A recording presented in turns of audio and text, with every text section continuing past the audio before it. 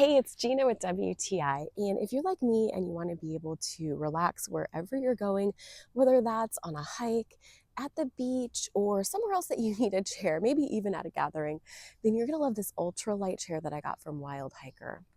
I took this on a trip to Kauai recently. It was so nice because when I added it to my send-on luggage, it wasn't over heavy. It didn't take up a lot of space. This is only 2.8 pounds and it comes with its own carrying case. You can see that all the chair supports fold up into a little bundle, and then you simply unfold them and the middle portion stretches out and then clicks into place. It is totally stable and can support up to 330 pounds. It's very comfortable too. It's like sitting in a hammock, and there's a nice little pouch on the side where you can hold a drink or sunblock or just whatever else that you want. This is really well made.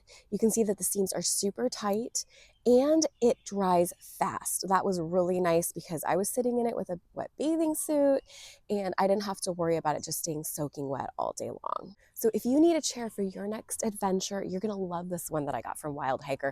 Don't wait another second, get yourself one. And that's my point of view.